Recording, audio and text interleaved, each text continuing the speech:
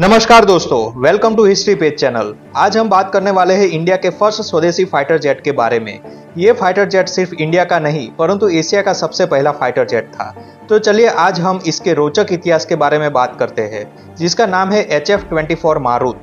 सन 1950s के दशक के दौरान इंडिया की Hindustan aeronautical limited company HAL ने कई प्रकार के ट्रेनर एयरक्राफ्ट डेवलप किए थे, जिनमें HAL H-22 जैसे एयरक्राफ्ट शामिल थे।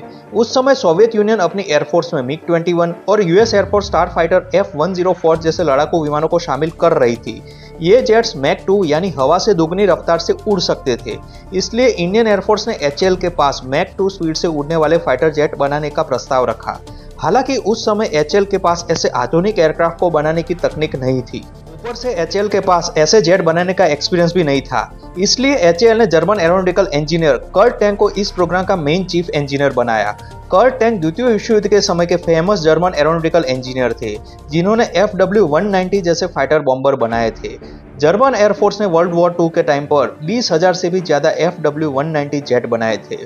सन 1956 में HAL ने HF-24 प्रोजेक्ट पर काम शुरू किया। ये प्रोजेक्ट के 2 फेज थे। फर्स्ट फेज में इस फाइटर जेट में विदेशी इंजन लगना था, जो इसे मार्क 1.5 तक की स्पीड देने वाला था, और सेकंड फेज में ऐसा मार्क 2 इंजन स्वदेशी तौर पर डेवलप करना था ताकि ये एयरक्राफ्ट पूरा स्वदेशी बन सके। 24 जून 1961 को मारुत के फर्स्ट प्रोटोटाइप ने अपनी पहली उड़ान भरी।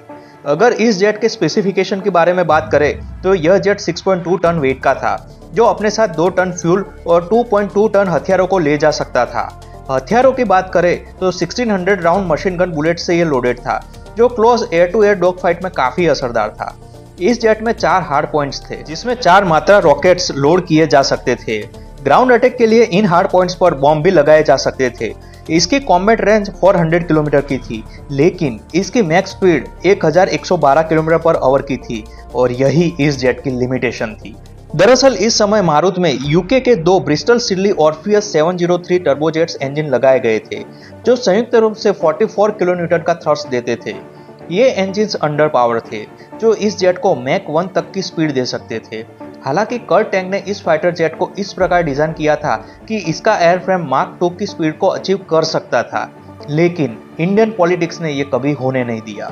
दोस्तों, हैरानी की बात यह है कि इंडियन गवर्नमेंट ने कर्ट टैंक की बात को अनसुना करके ब्रिटेन से अंडर पावर्ड 703 टर्बोजेट्स की डील कर दी और इस स्वदेशी प्रोग्राम को सैबोटेज कर दिया। HF-24 मारुत उस समय का न सिर्फ इंडिया बल्कि एशिया का पहला फाइटर जेट था। ये कई मामलों में ब्रिटिश हॉक हंटर और रशियन सुखोई 7 बॉम्बर जेट से बेहतर था, लेकिन कमजोर इंजन के चलते ये जेट कभी हाई स्पीड फाइटर जेट नहीं बन पाया। इंडियन एयरफोर्स ने इसे प्राइमरी ग्राउंड अटैक रोल के लिए सिलेक्ट किया। टोटल 147 एयरक्राफ्ट को मैन्युफैक्चर किया गया, जिन्होंने इंडियन एयरफोर्स में अपनी सर्विस दी। 1 अप्रैल 1967 में पहला मारुत इंडियन एयरफोर्स में इंडक्ट किया गया। HF-24 मारुत को एक शक्तिशाली इंजन की जरूरत थी। रशिया RD-9 इंजन और ब्रिटेन के रोल्स रॉयल्स ऐसे इंजन देने के लिए रेडी थे, लेकिन इंडियन पॉलिटिकल लॉबी कभी भी इस प्रोजेक्ट को आगे बढ़ाना नहीं चाहती थी। सीधी सी बात थी, अगर HF-24 मारुत मैक 2 की स्पीड से उड़ता तो जो फॉरेन से फाइटर जेट की डील करने में इन्हें जो कमीशन मिल रहा था वो कैसे मिलता। ऐसे पॉलिटिकल लॉबी वाले लोगों की वजह से इंडिया ने फाइटर जेट के मामले में एक्सपर्ट होने का गोल्डन चांस गवा दिया। ये सब घटनाक्रम के चलते मेन चीफ इंजीनियर कार्ल टंक ने 1970s में इंडिया को छोड़ दिया।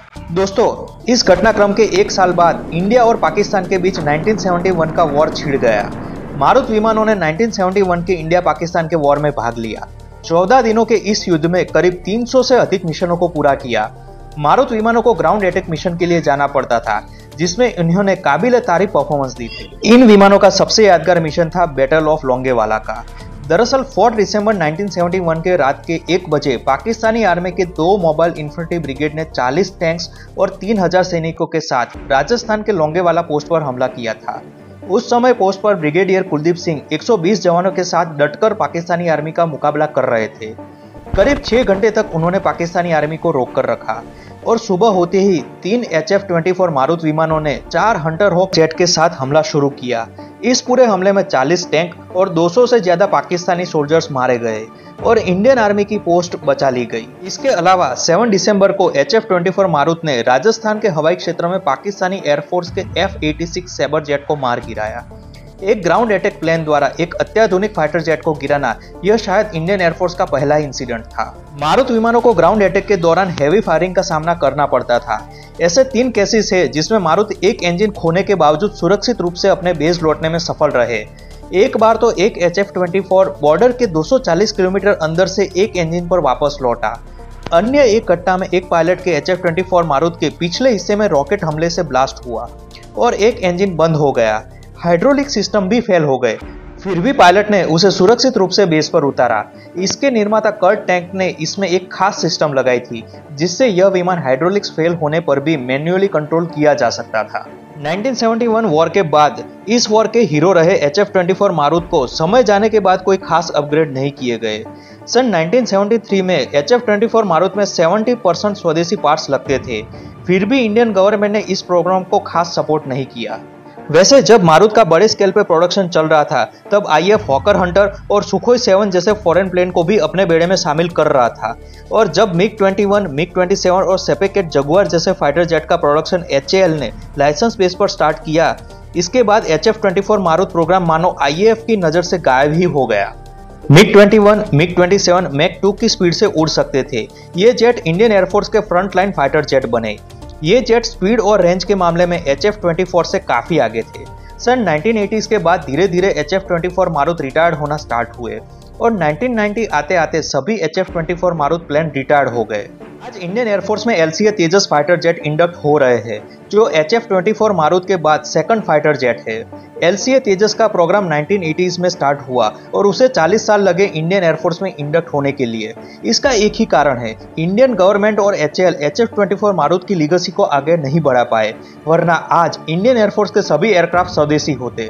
तो दोस्तों, ये थी इंडियन एयरफोर्स के फर्स्ट स्वदेशी फाइटर जेट की कहानी, जो उस समय का सबसे बेहतरीन फाइटर एयरक्राफ्ट में से एक था। इस वीडियो को पूरा देखने के लिए धन्यवाद। ऐसे ही हिस्टोरिकल वीडियोस को देखने के लिए हमारे चैनल को सब्सक्राइब जरूर करें। बहुत बहुत धन्यवाद।